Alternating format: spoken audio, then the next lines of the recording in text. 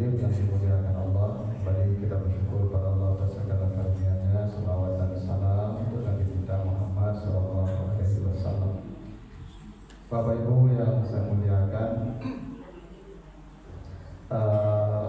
saya diminta untuk menjelaskan tentang pelaksanaan jenazah. Sebenarnya Bapak Ibu, kalau kita bicara tentang detail penyelenggaraan jenazah itu, hadisnya sangat banyak. Kalau Bapak Ibu mau detailnya, nanti kita bahas mulai dari proses sakratul maut sampai ziarah kubur. Itu hadisnya sangat lengkap dan itu sudah dikumpulkan dalam Mukhtasar Hadis Bulughul Maram. Ada satu bab dalam kitab hadis itu, bab Al-Janaiz namanya. Bab hadis-hadis yang terkait dengan perkara jenazah. Nah, itu mulai dari proses sakarat sampai nanti ziarah kubur. Nah, itu lengkap tata aturannya yang dicontohkan Nabi, yang diatur oleh Nabi. Tapi karena saya diminta untuk mengajarkan prakteknya, maka sebenarnya praktek itu tidak terlalu sulit, Bapak Ibu. Penyelenggaraan jenazah itu simple sekali. Ya. Kalau kita hanya mengambil yang pokok-pokok saja, itu tidak ada yang susah. Memandikan itu yang penting seluruh badan mayat itu basah. Selesai. Mau disabuni, mau tidak, mau digosok, mau tidak ada persoalan.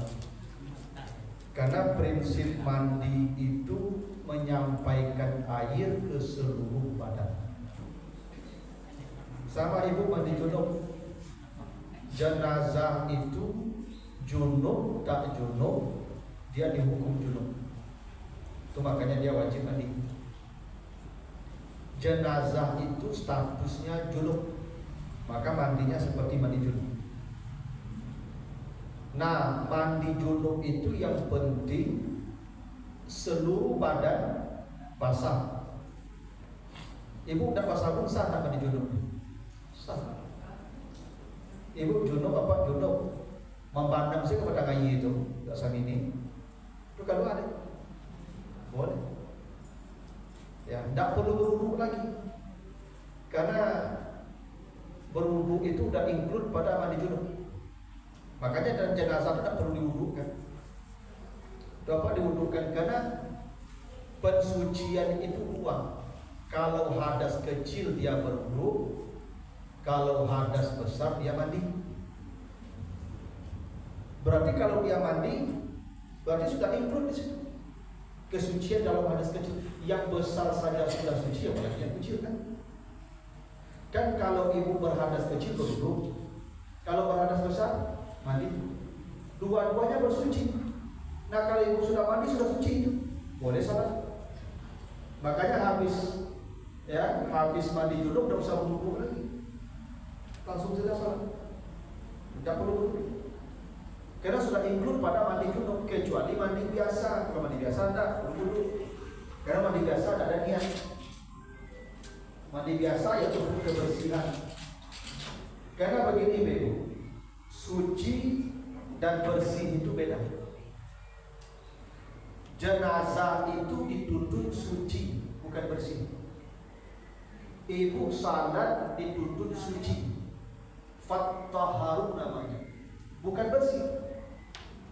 Orang kalau mandi tidak sabun, mandi kabau saja, memandang saja kalau ada airnya, dia mungkin tidak bersih, tapi dia suci. Yang penting suci, bukan bersih. Maka jenazah itu jangan digosok lama-lama, karena jenazah itu yang penting sucinya, bukan bersih. Tidak perlu juga ditekan perutnya sekian lama, ditekan sampai kering, tidak perlu. Beginilah, ibu bapak kalau tidak ada air, buang air besar, tidak ada air, pakai apa harus suci? Pakai batu kan? Pakai batu. DGC pakai batu itu bersih kan? Tapi suci. Dia tidak bersih itu, tidak higienis itu. Tapi dia suci, sudah boleh salat. dalam ibadah yang dituntut suci, bukan bersih. Makanya syarat-syarat itu suci badan, pakaian, tempat dari hadas dan saja. Suci kan, bukan bersih. Bapak Ibu ke sawah, dulu baju itu syarat pakai baju yang dulu boleh enggak? Iya. Karena dia udah kotor, dia bukan najis. Dia suci, cuma tidak bersih. Yang dituntut itu bersihnya, bukan suci. Maka jangan berpayah-payah memandikan jenazah dulu. Ratakan saja air ke seluruh badannya. Sudah semua air kena badan itu udah angkat lagi. Tidak sulit memandikan jenazah dulu. Ya. Iya, itu kalau memungkinkan.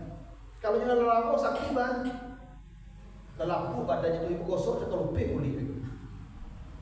Ya. Seperti kemarin orang yang COVID kemarin kan tak digosok-gosok lagi kan, disiram saja pakai air itu. Karena prinsip mandi jenazah itu suci, bukan bersih. Ya, saya pernah menemukan ibu, ya saya kebetulan ada di tempat pemandian itu.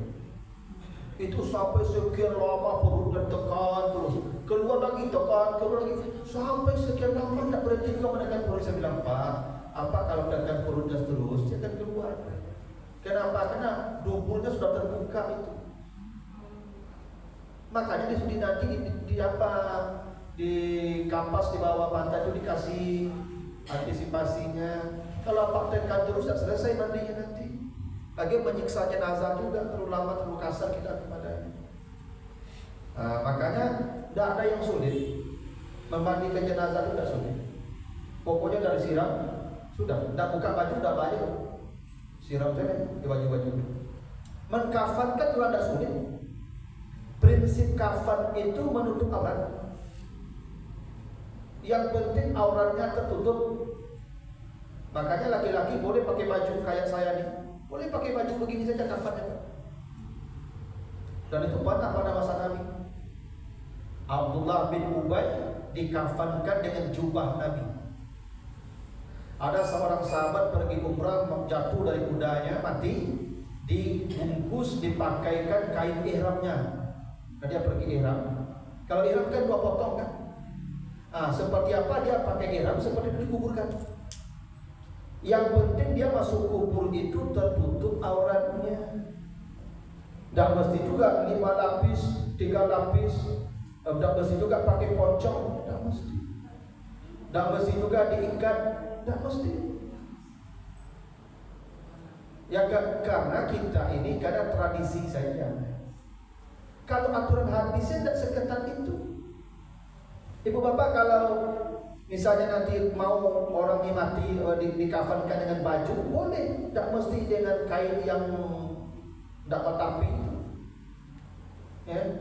Dengan baju saja kayak saya ini pakai baju batik, silakan. Cuma kalau itu dicoba dakwah agak aneh, kenapa tidak pernah melakukannya? Padahal dalam hadis Nabi ya pernah memakamkan sahabat dengan jubah Nabi dipakaikan ke dia. Karena dia minta begitu, ya Rasulullah, boleh tak saya dimakamkan dengan jubah engkau nanti? Ya dikasih Nabi jubahnya, dimakam aja dengan jubah Nabi itu. Tidak sulit Pak ya, tidak ada yang sulit. Mensalatkan tidak sulit.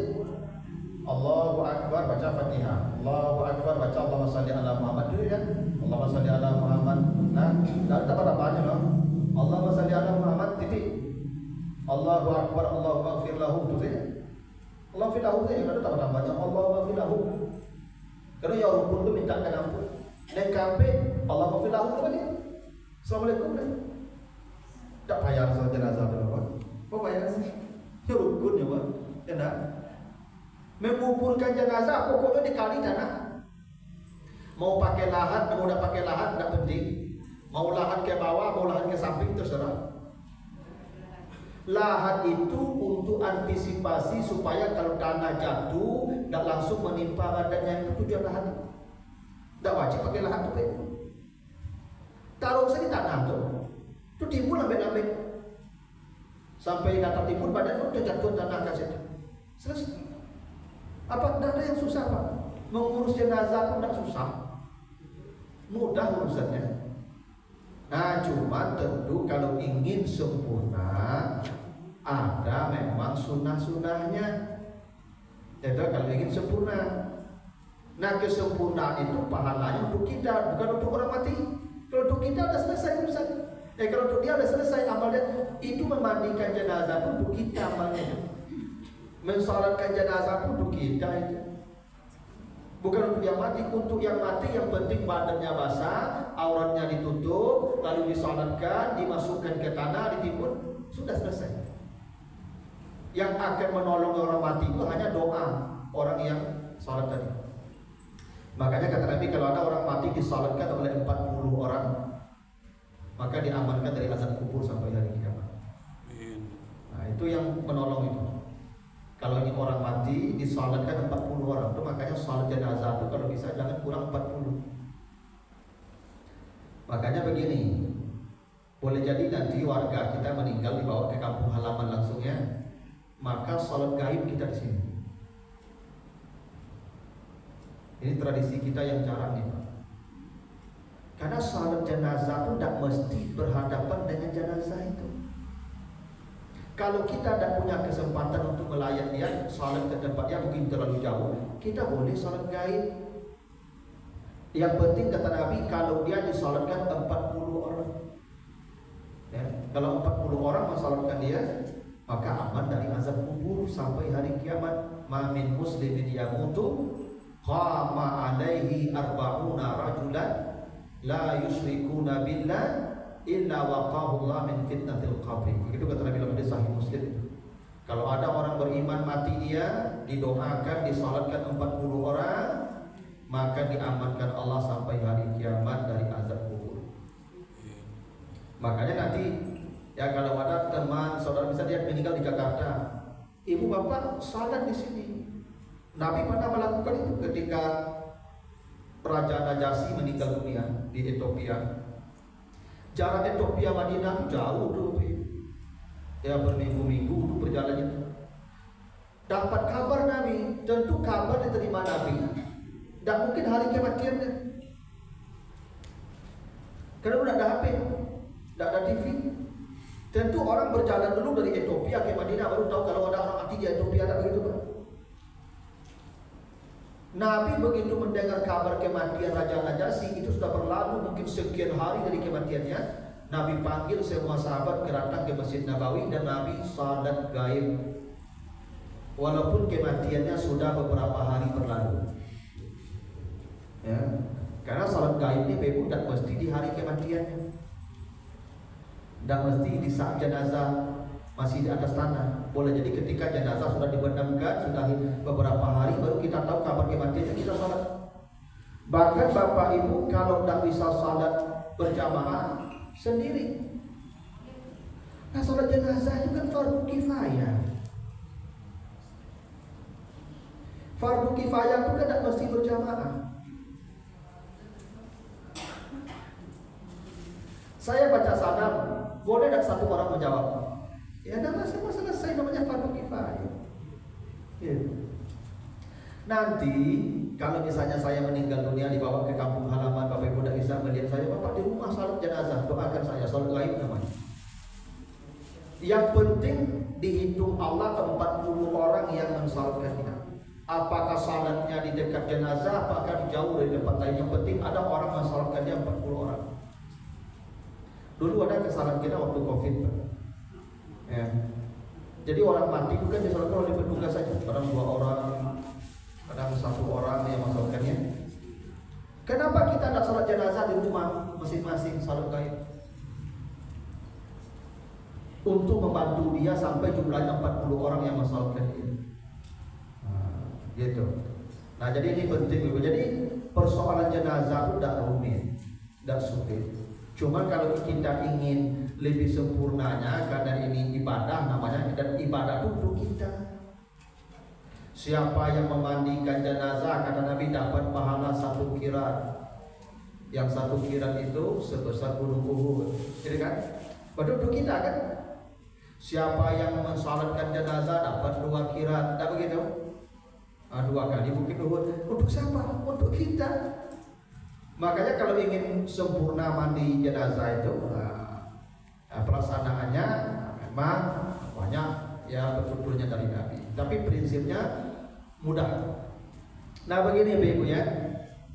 Jadi kalau jenazah itu sudah meninggal, nah ini penting nanti Bapak Ibu waktu dia sakarat, itu satu ketentuan. Nanti baca banyak hadis itu.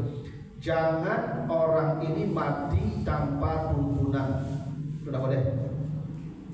Sebab ketika orang mati itu setan menuntunnya itu. Makanya perintah Nabi ajarkan kepada orang mati la ilaha illallah, lalu bacakan Yasin. Itu hadis sahih. Ya, hadis sahih. Jadi perintah Nabi satu, tuntut telinganya membaca la ilaha illallah. Karena waktu sakaratul maut itu Ibu, semua sudah tidak berfungsi lagi. Mata, jadi kalau matanya terbuka melihat ke sana kemari, yang dilihatnya bukan material lagi. Orang tuh melihatnya tidak pakai ini lagi, pakai ain al-basirah. Itu makanya ketika orang mati itu kata orang fakashafna anka ghita'aka, ditampakkan kepadanya semua yang ditutupi Allah. Saat matanya terbuka, itu yang dilihatnya bukan kita, bukan rumahnya, bukan anaknya, tapi yang dilihatnya itu malaikat, surga, neraka, pahala, alam barzakh, ruh orang yang sudah mati. Semua yang ditutupi Allah ditampakkan waktu sakaratul maut. Satu-satunya yang masih bersama kita ini telinga. Yang lain sudah tidak bersama kita lagi. Yang masih bersama kita ini. Itu makanya bacakan la ilaha illallah.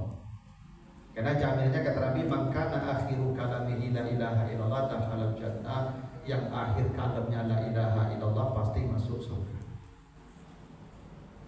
Makanya begini, saya tidak rasis Ibu ya. Nanti Bapak Ibu kalau sudah menghadapi proses berat, itu hari ikut rasul, termasuk sholat apa ikut rasul. Jangan dibawa ke rumah sakit non muslim, pesan saya. Nanti salah tuntunan Bapak Ibu. Karena yang namanya rumah sakit non muslim mereka punya misi. Di sana ada rohaniwannya Pak. Nanti Bapak Ibu dibawa ke ICU, tidak boleh didampingi keluarga, jangan pada bawa ke ICU. Bawa pulang saja. Karena dia ajalnya sudah datang, dia pasti mati. Sebab dibawa ke ICU dulu Ibu, tidak ditolong lagi itu, hanya menunggu proses berakhir. Makanya di ICU itu tidak obat dikasih, alat ukur mana yang masih berfungsi, mana yang tidak masih berfungsi. Saya sudah pernah ke ICU beberapa kali.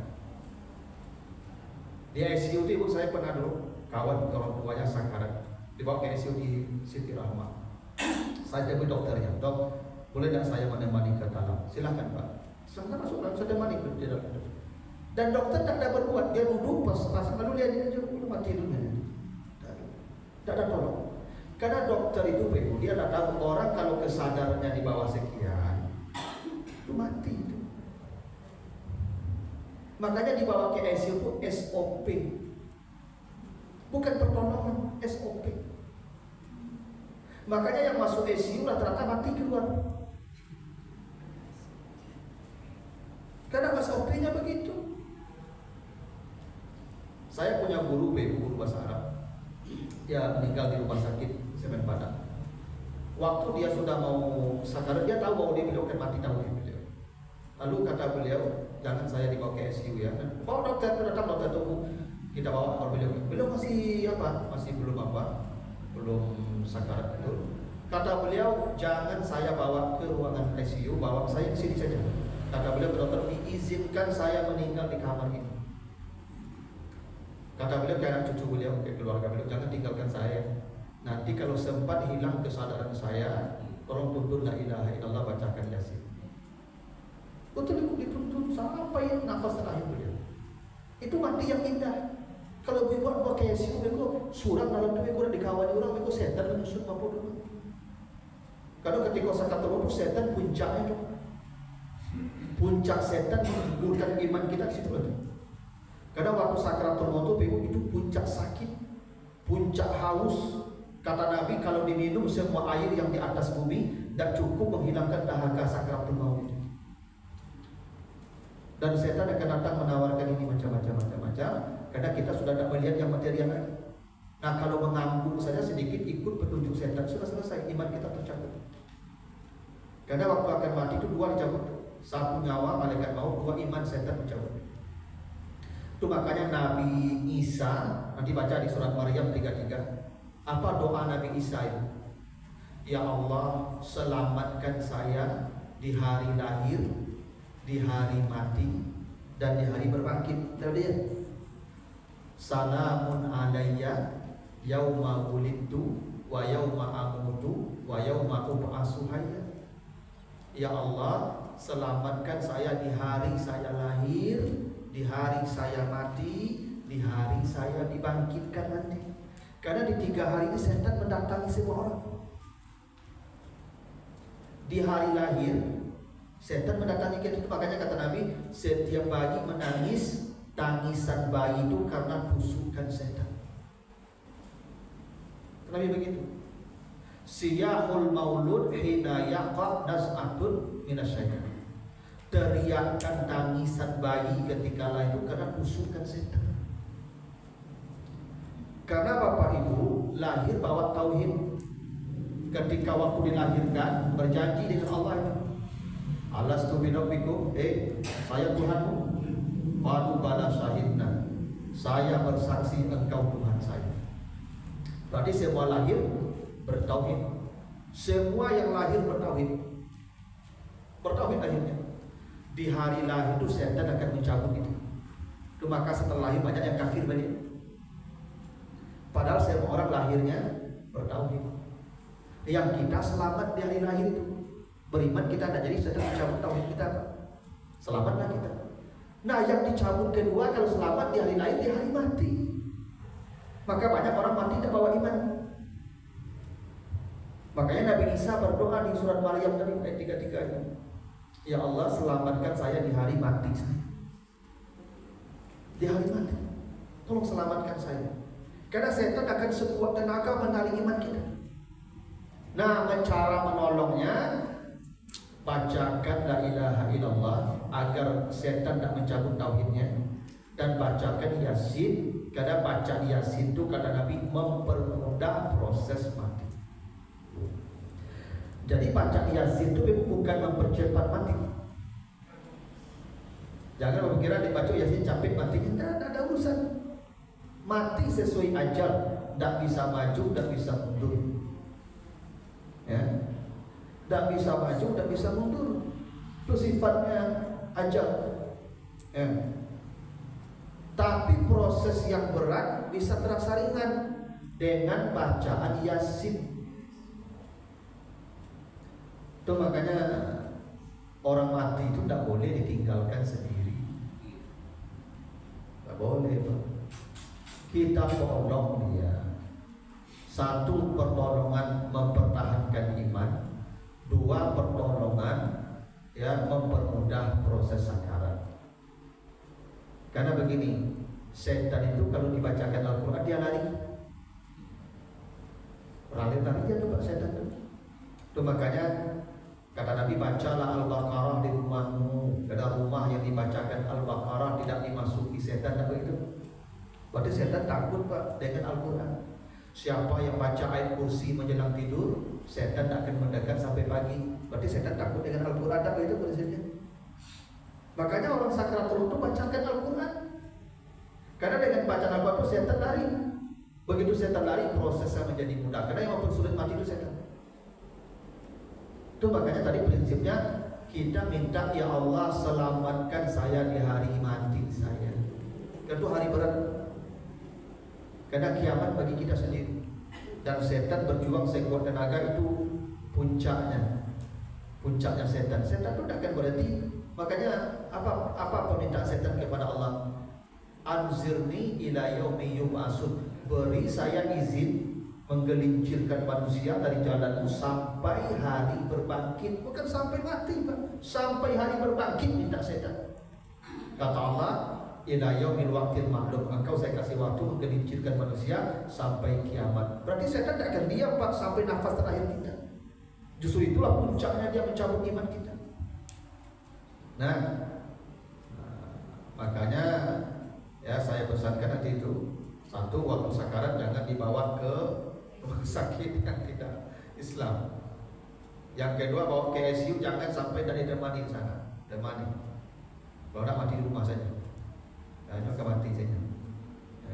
Nah, itu penting itu ya. Pertolongannya dua, lakinu la ilaha illallah, ikra'u ala mautakum yasin. Itu hadis sahih. Ya, hadis sahih itu perintahnya begitu. Nah, kalau dia sudah mati, nanti banyak hadis ya. Kalau dia sudah meninggal dunia, apa yang harus dilakukan? Satu, ini ketika Abu Salamah meninggal, Abu Salamah meninggal dunia.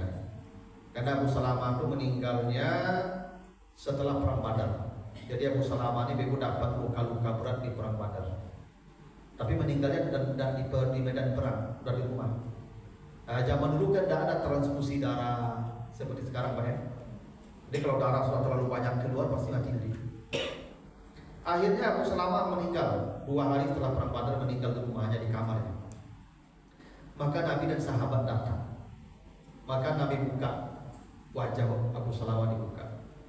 Maka nampak matanya terbuka, terbelalak, putih matanya, putih.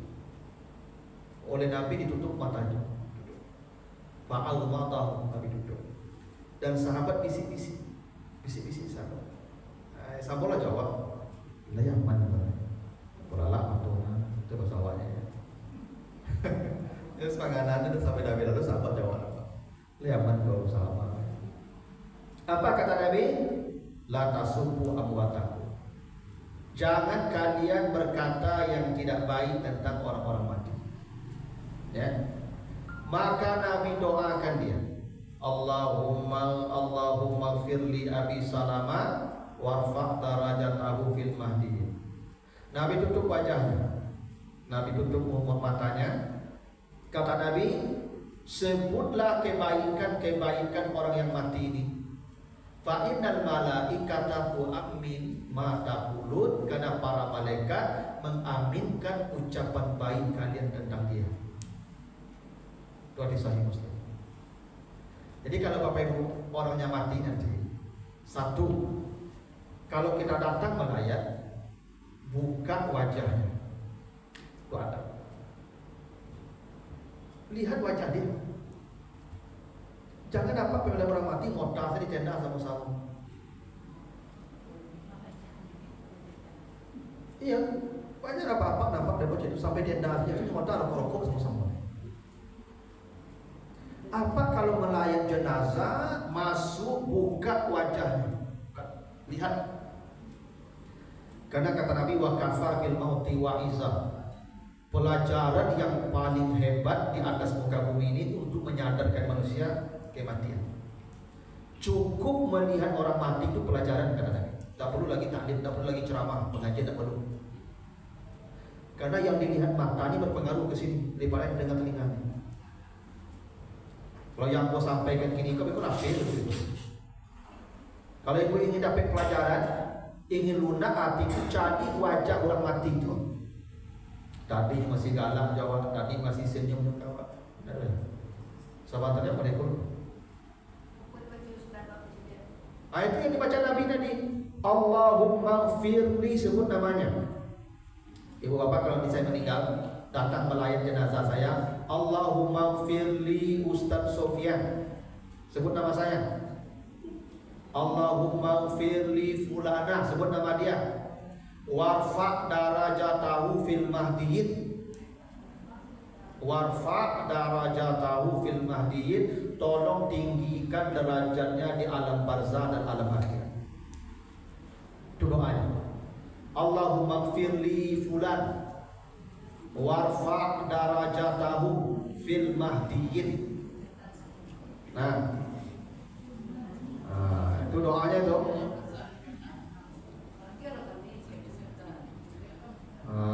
Jadi nanti saya tuliskan apanya, tagnya saya kirim ke WA. Ya. Itu doanya. doanya Allahumma firli fulan. Kalau ibu ragu-ragu, Allahumma firlahu saja dah. Yang penting mintakan ampun kepada Allah atas dosa dia. Yang penting. Allahumma firlahu warhamhu boleh.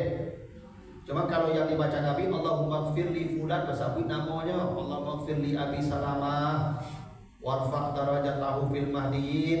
Doa. Yang tak bisa, Allahumma firlahu. Kalau tidak dapat firlahu, ya Allah ampuni orang kuat. Nah, tak pandai lah. Tapi jangan tidak datang ke jenazah itu. Itu adab. Yang kedua, jangan membicarakan apapun tentang dia yang buruk, tapi bicarakan yang baik tentang dia walaupun banyak buruknya. Karena kata Nabi, kalau engkau bicarakan kebaikan orang itu, para malaikat yang mengaminkan. Boleh jadi Bapak Ibu, orang ini buruk, tapi karena aminnya para malaikat, Allah ubah status dia. Ada tradisi baik di Jawa yang di kita tidak ada. Saya waktu kuliah di Jakarta dulu. Jadi di Jakarta dulu, kalau jenazah ini mau disalatkan atau mau diangkat dari rumah, ada pelepasannya ya. Lalu di sana para hadirin itu mempersaksikan, bapak-bapak, ibu-ibu, para hadirin persaksikannya bahwa almarhum ini orang baik, orang baik. Khair, khair, khair, khair. Khair, khair, itu para malaikat mengaminkan. Berarti orang baik. Yang udah perintah Nabi. Ya, bisa jadi Allah mengubah statusnya karena semua orang mempersaksikan dia baik, para malaikat memintakan nama dia orang baik. Udah, Allah dengan rahmatnya dan ubah status dia. Itu makanya kata Nabi, bicarakan kebaikan dia. Karena para malaikat ya mengaminkan ucapan. Makanya bapak kalau datang menjadi kawan besok, tamu anaknya, tamu istrinya, tamu suaminya, bapak ini orang baik, dia rajin beribadah, dia rajin menolong orang susah, banyak amal kebaikannya yang mungkin bisa jadi contoh. Sebut kebaikan itu, suruh Nabi begitu, supaya malaikat mengaminkannya. Fa'inal malaikata tu'aminu ala ma taqulun. Ya, dia nawar sibuknya monta urusan awal. Itu adab. Nah, lalu tutup matanya. Kata Nabi, kenapa mata mayat ini terbelalak putih? Karena mata itu yattabi'u ruh, dia mengikuti tarikan ruh ke ubun-ubun. Jadi tarikan ruh itu bermula dari kaki. Kaki. Karena ruh ditiupkan dari ubun-ubun.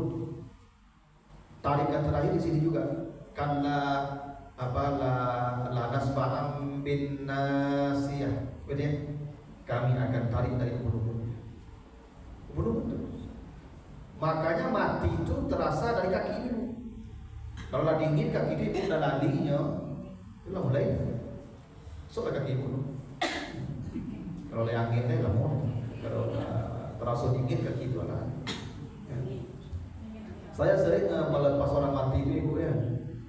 Saya pegang kakinya memang dingin kakinya.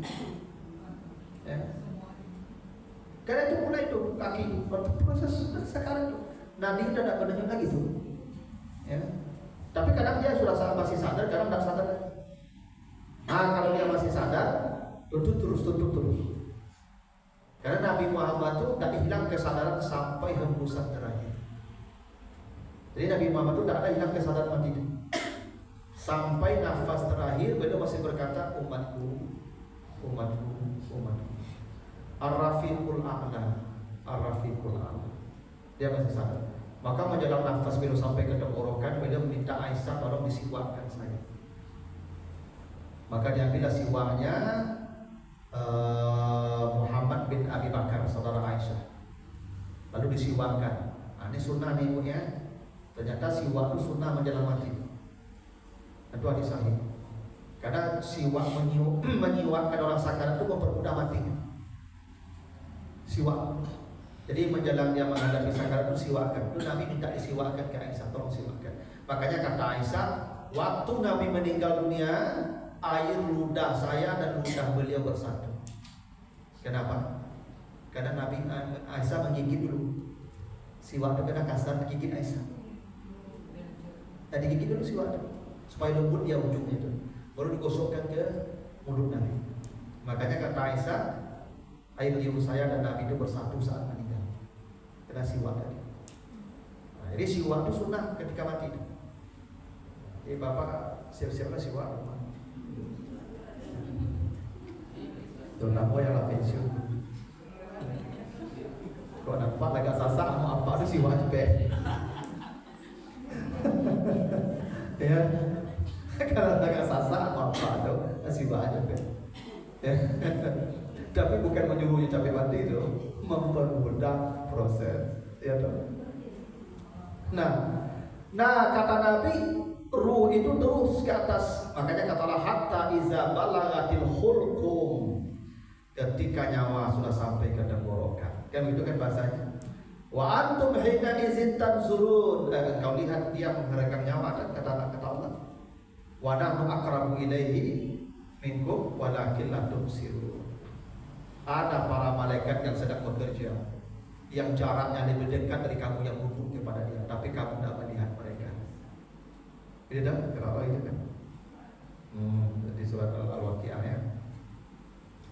Nah jadi malaikat menarik, terus tarik ke atas sampai ke tenggorokan. Nah begitu ke tenggorokan nanti dia akan cengkukan. Yang begitu terus akan tenggorokan, pintu taubat sudah ditutup. Tak lagi tu. Kalau lagu bunyinya, berarti sudah pintu taubat ditutup. Itu paling terakhir sampai di sini. Habis taubatnya ada lagi. Tapi proses pencabutan terus berakhir, terus berjalan. Nah sampai di ubun-ubun ditarik mata terbalik mengikuti tarikan terakhir. Coba kok orang mati mata yang terbuka. Coba kok orang mati mata putih. Karena waktu tarikan terakhir di sini mata itu tertarik pula. Maka kata Nabi tutup. Coba kok jenazah kalau di rumah itu tutup matanya, tutup mulutnya kabel. Tidak boleh tidak boleh. Itu ketentuannya tuh. Begitu mayat sudah pasti mati, kata Nabi diceritakan Aisyah, tutup itu mayat dengan pakai dengan kain. Tidak boleh mayat dibuka. Dibuka hanya media saja. Kenapa? Nanti lalat-lalat berterbangan. Hinggap dia ke hidungnya, hinggap dia ke mulutnya. Nanti akan diterbangkannya virus-virus kuman-kuman yang mematikan. Makanya kata Nabi, asri'u fi janaizikum, percepat proses penyelenggaraan jenazahmu, jangan dilambatkan. Kalau bisa matinya hari ini dikuburkan, jangan tunda besok. Tak boleh jenazah itu bermalam di rumah, kecuali meninggalnya sore. Kalau meninggalnya siang menjelang zuhur, sesore-sore hari makamkan. Tak usah tunggu anaknya sana, tak usah, itu apa ditunggu? Yang dia butuhkan doa anaknya, bukan melihat wajah dia. Doa apa dia wajah dia? Kadang-kadang bebula mati jam 10, wisuda siang bukan Pak, tunggu anak sikul. Tak boleh. Salasun la yuakhiruhunna, 3 perkara yang tak boleh kalian lambat-lambatkan. Ada 3 perkara kata Nabi, jangan kau lambatkan yang 3, karena ini fitnah, ini bahaya. 1, salat iza atat, salat kalau datang waktunya jangan tunda. Mati gitu. Maka jamak takdim lebih afdal pada jamak takhir. Mati itu jalan kan? Kalau dikatakan boleh, cuma ibu dihitung lah menunda. Makanya ibu kalau yang masih haid, ibu dah ke masjid ibu.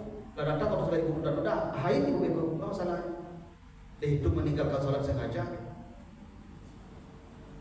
Yang kedua jenazah iza hadar, kalau pasti matinya jangan tunda.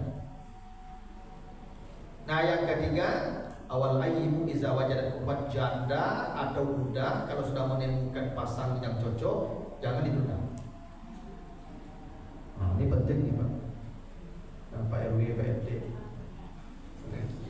Kalau ada janda, ada muda, ada awal, tolong capek. Kalau usul petugas PNT, ya, karena harus segera itu. Nah, makanya jenazah itu ditutup. Nah, di tengah rumah itu jenazah, cara meletakkan jenazah itu kakinya ke kiblat. Ya. Kakinya ke kiblat ya, bukan kepalanya. Seperti orang salat berbaring terlentang. Ibu kalau salat terlentang berbaring itu kakinya ke kiblat ya. Supaya kalau diberdirikan dia menghadap kiblat. Nah, itu maksudnya. Tapi kalau rumahnya sempit, ya itu apa boleh buat. Tuh, itu bukan wajib, tapi sunnahnya jenazah itu kakinya ke kiblat. Seperti orang salat menghadap kiblat. Itu sunnahnya. Ya. Dan jenazah itu kalau bisa ditutup dengan kain yang tipis. Ya, supaya orang kalau tidak membuka bisa melihat wajahnya. Melihat wajah jenazah itu penting, jadi pelajaran. Ya. Nah lalu ya itu tentang jenazah kalau sudah di rumah ya. Nah, memandikannya belum, memandikannya, nanti mengkafankannya, mensalatkannya, menguburkannya, sampai ya, ziarah kuburnya panjang kita. Kalau bisa sudah datang. Ada pertanyaan? Bapak Ibu sampai sini dulu. Kalau matanya terbuka itu apa yang dibaca? Tidak ada. Doa saja. Allahumma firli fulan warfa' darajatahu fil mahdi. Kalau matanya tidak tertutup juga, ya biar makanya itu pakai kain. Kadang boleh jadi matanya tidak tertutup juga. Ya. Tapi usahakan ditutup, tutup. Kalau bisa dikasih air dikit supaya dia lembut, tutup. Pokoknya matanya jangan dibiarkan terbuka. Mulut juga diikat, tidak boleh terbuka. Ya itu sunnahnya begitu. Itu bakal jenazah itu. Ya itu kalau dia sudah pasti matinya begitu. Ya jadi yang kita tidak boleh menyebut keburukan orang mati itu. Walaupun dia buruk, tidak boleh. Kalau begitu. Siap. Yang zalim. Iya, Pak. Iya, tetap. Tetap. Karena Allah masih bisa mengampuni dia. Ustaz, tadi Ustaz ngecek bisa tanpa dikafani pakai pakaian saja. Iya. Nah, yang lebih afdalnya apa Ustaz? Afdalnya tidak ada apa menutup aurat. Tadi Samoy Kristen, Ustaz. Bukan Pak, karena memang begini prinsipnya. Kafan itu tidak boleh orang dikuburkan tanpa menutup aurat. Bahkan kafan itu bisa dilapih ya Pak. Tidak ada kain ya Pak, bungkus saja dilapih. Dan bungkus saja daun, misalnya. Yang penting tertutup auratnya. Cuma ini karena budaya kita saja. Memang kata Nabi, ini memang hadis ada Pak. Ya kalau kafankan dengan kain putih. Laki-laki 3 kafan, yang perempuan 4-5 kafan. Kemudian ada lagi kata kafannya, cari kain yang paling murah harganya. Tidak boleh kafan itu yang paling mahal. Perintah Nabi itu, cari kafan yang paling murah, yang paling buruk kainnya.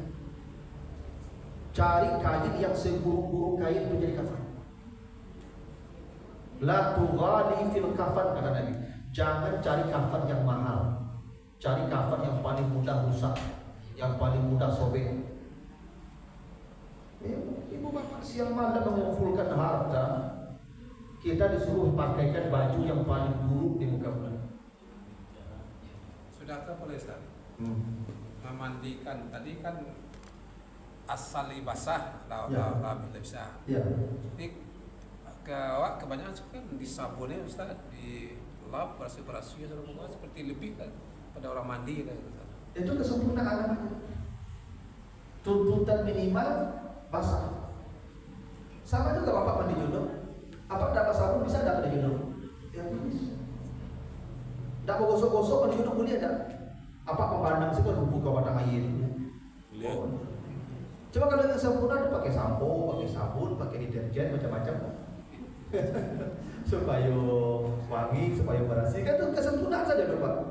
Kalau yang prinsip suci kan tidak begitu. Sama tadi saya contohkan, apa istinja pakai batu, kan tidak bersih itu. Tapi apa nggak boleh salat, walaupun mohon maaf sisa-sisa kotoran ada di badan kita, karena suci, tidak bersih. Ya. Nah kafan menutup aurat. Kalau pakai pocong ditutup 3 lapis itu sempurna. Makanya hadis sahih Abdullah bin Ubay dikafankan dengan jubah Nabi. Berarti boleh tidak pakai baju orang dikafankan? Cuman kita tidak lazim saja, jadi fitnah lah masalahnya. Cuman secara hukum udah boleh. Menyolatkan Ustaz, menyolatkan tak ada jawab kan gaji genap, pokoknya harus ganjil lah. Saf. Tidak ada. Yang ada tuh 40 orang itu tuntutannya. Tidak ada. Tapi Allah ganjil suka yang ganjil. Itu saja tadi. Allah ganjil dan mencintai yang ganjil. Itu aja dalilnya. Tidak ada siapa harus ganjil. Ya. Cuman Allah ganjil dan suka yang ganjil. Yang suka yang disukai Allah kerjakan. Dalilnya begitu saja. Tapi kalau 40 orang ada hadisnya. Siapa yang mati disolatkan 40 orang diamalkan dalam kubur di sahih. Ya. Dan salat jenazah itu bisa sampai 6 takbir. Tadi kita baca hadisnya. Dewa hampir ya nak. Bisa 5 bisa 6. Hadis sahih itu disebutkan itu. Jadi kalau ada orang lampir takbir lo dia subhanallah di belakang takbir sama dia. Lalu ibu ada salamnya takbir ikut dulu dia. Tu hari baca udah Allahu filahu lah. Allahu akbar Allahu filahu. Dia yang pokok tu doa mayat. Pertama rukun salat itu apa? Niat. Takbir 4 kali. Pertama Fatihah, kedua salawat, 3 doa mayat kan? Itu enggak, yang keempat itu sunnah saja. Yang pokoknya doa mayat. Itu makanya saya katakan kalau kita bicara tentang penyelenggaraan jenazah dalam konteks yang prinsip, dasar-dasar tak ada yang berat, tak ada yang sulit. Cuman kalau ingin kesempurnaannya memang ada unsurnya banyak hadis. Ya. Sama lah apa salat. Yang pokok Allahu Akbar baca Fatihah ruku deh. Apa ruku itu perlu ada bacaan? Tidak. Ruku antuk, i'tidal antuk, sujud antuk, duduk antuk, rakaat baca Fatihah itu. Ruku antuk sampai itu baca tahiyat deh. Sah nak salatnya? Sah. Tapi tidak sempurna, yang sempurna bikin baju lah perkara. Nah makanya kita itu kan kalau bicara yang minimal ya sederhana, tidak sulit. Jadi memandikan jenazah itu jangan terlalu sulit pula, jangan rumit-rumit pula. Yang pokoknya dibasahkan seluruh badannya, selesai. Ya kan dibungkui aja kan. Nanti ada juga jangan kafe itu terlalu banyak mana mubazir. Iku bungkui jo kafe pada bisa doa. Itu apa? Kafe itu untuk bawa pantatnya saja, antisipasi kalau ada cairan yang kalau dia nampak langsung di kapan. Kok badan gaduh kamu ada di kafe. Kalau dibungkui kapan? Itu kerja mubazir lah kan. Tak ada gunanya tu kapas tu apa? Dia kira bantah bagi Pak. Tu ada kira bantah. Kita mana kakak aja nama tu. Dah ada pakai bantah. Bungkui saya lah, bungkui. Apa dah Ustaz? Kadang ada tradisi di Siko Ustaz. Waktu dimasukkan kalian kubur tu sebelum dia buat diazankan ada. Tak ada dalilnya. Tak ada dalilnya. Cuma azan itu kan begini, kan kalimat-kalimat thayyibah dari Allah. Zikir ala bi zikrillah tatma'innul qulub, dengan berzikir hati menjadi tenang. Apa mendengar azan dan tenang hati? Ini keluarganya di sana sedang bersedih melihat bapaknya dimasukkan ke dalam, bahkan ketika azan terdengar mungkin agak lebih lega dia. Itu saja guna azan untuk rahmatik itu mati. Yang sunnahnya ketika memasukkan jenazah, Bismillahi ala millati Rasulillah. Itu ada di sini. Jenazah diangkat masuk ke lahat, Bismillahi ala millati Rasulillah. Itu saja, tak ada azan. Tak ada azan. Nah, kalau yang tadi bacanya ada hadis. Kalau azan ada hadis. Cuman azan itu masuk ke kalimat thayyibah zikir yang menenangkan hati orang. Di sana orang sedang berbuka, mungkin anak-anaknya mungkin nanti daripada histeris melihat bapaknya masuk lahan, dibaca diazankan. Azan itu untuk dia, bukan untuk yang mati. Cuman diazankan tak ada dalil. Karena itu budaya saja kan. Tapi itu tidak haram pula itu mengazankan itu.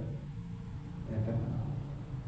Yang haram itu ibu kalau ibadah imam toh ketentuannya lah jadi itu bertambah-tambah tidak boleh. Ya. Tidak ada. Kalau mau diwudukan sebelum mandi, karena sama dengan mandi junub. Mandi junub itu berwudu sebelum mandi, dan setelah mandi.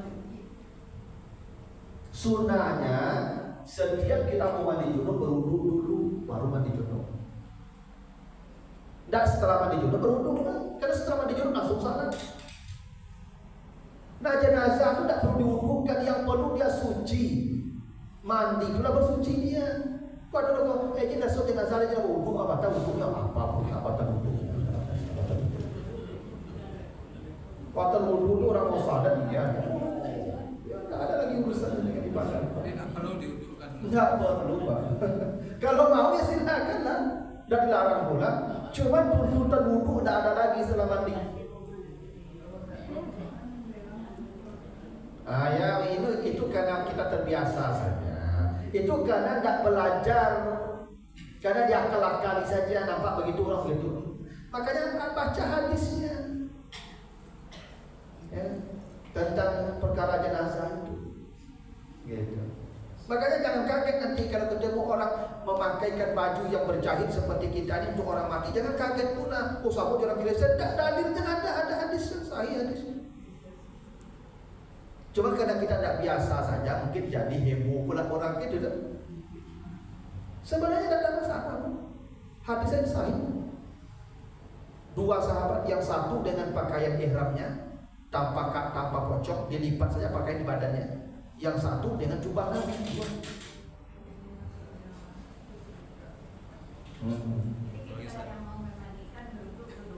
Tidak ada pula yang mana siapa yang memandikan jenazah mandi. Setelah memandikan jenazah dia mandi. Diwajib disunatkan. Diperintahkan Nabi mendekati wajib. Siapa yang mengangkat jenazah berwudu, itu ada hadis sahih. Yang memandikan jenazah dia wajib mandi. Yang mengangkat jenazah dia berwudu. Jadi berwudu itu setelah mengangkat jenazah, mandi itu setelah memandikan jenazah. Karena bersentuhan dengan kuman-kuman bakteri-bakteri mandi. Nah, makanya kita ini melaksanakan jenazah itu antara ilmu dari mana tuh, atau ilmu dari zaman tidak berdalil itu. Nah, kita bacalah hadis, pelajari hadis. Itu kita. Siapa? Soal sholat gaib tadi Ustaz. Kita kan belum tahu apakah dia itu sudah yang main ini apa sudah dimandikan atau sudah dikafankan. Bagaimana kalau kita sholat gaib sementara si main ini belum dikafankan? Tidak ada urusan. Salat jenazah itu boleh dia sebelum dikafankan. Karena jenazah itu yang wajib mandikan, kafankan, salatkan, kuburkan. Kalau dia belum dimandikan, boleh disalatkan. Boleh. Orang suci itu orang salat, dia tidak salat. Cuma untuk dikuburkan perlu suci, untuk dikuburkan perlu disalatkan, untuk dikuburkan perlu kafan. Tapi kalau dia belum dimandikan, boleh tidak disalatkan? Ya boleh. Tidak dilarang. Cuma kita tidak biasa saja.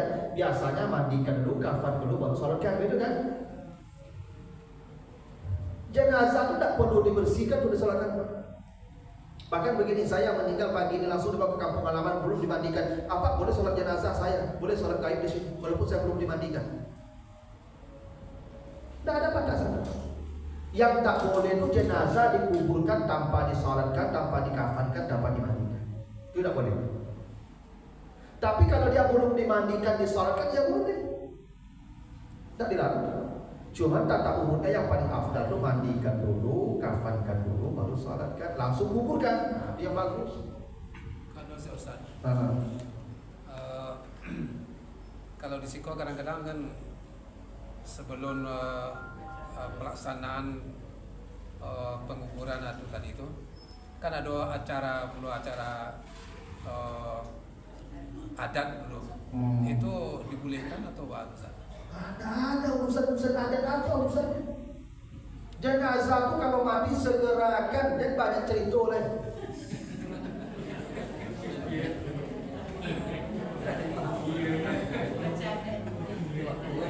Kadang ikut jadi kebanggaan apa itu? Dapurnya lah, dapur apa? Beda dapur. Aduh, sambung lah kalau mati bangkai itu. Itu yang salah ya waktu itu. Itu yang ada yang menyalahi agama. Beko saja mama tu, buat dulu, bedok sudah tu.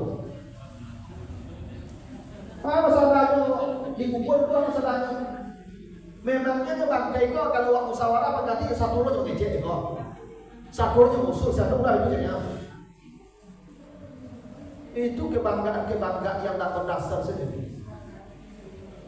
Nah, kadang ribut dulu, panjang lu musyawarah yang dibagi di mati kuburan situ. Jenazah aku tak seru itu saja di awal kan aku mandi kadang saja jenazah aku umi di awal. Ya. Antah adat arah dipertahankan berarti. Boleh dikubur di rumah Ustaz.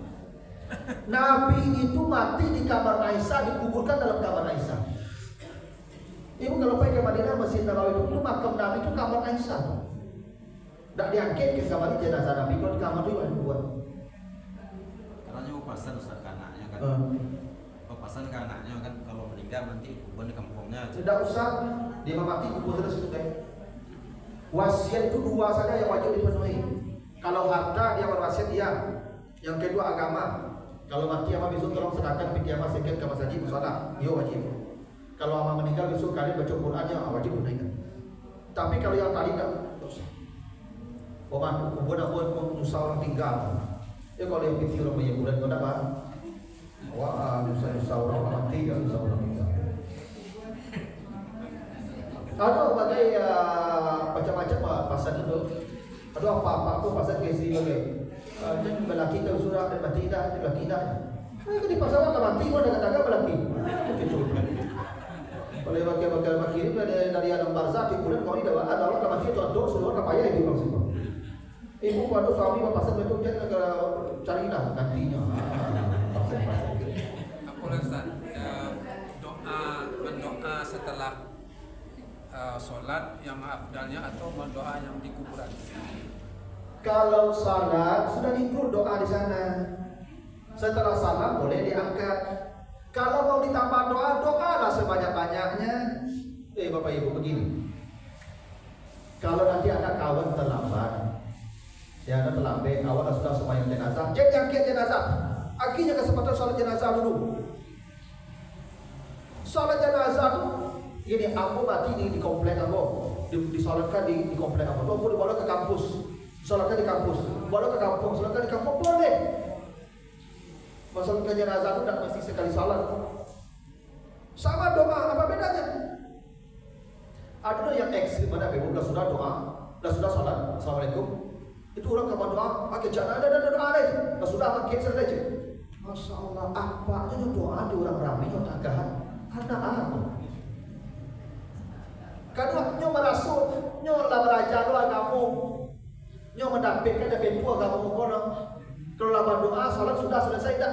Betul yang pokok salat, tapi mendoakan jenazah tidak ada batas.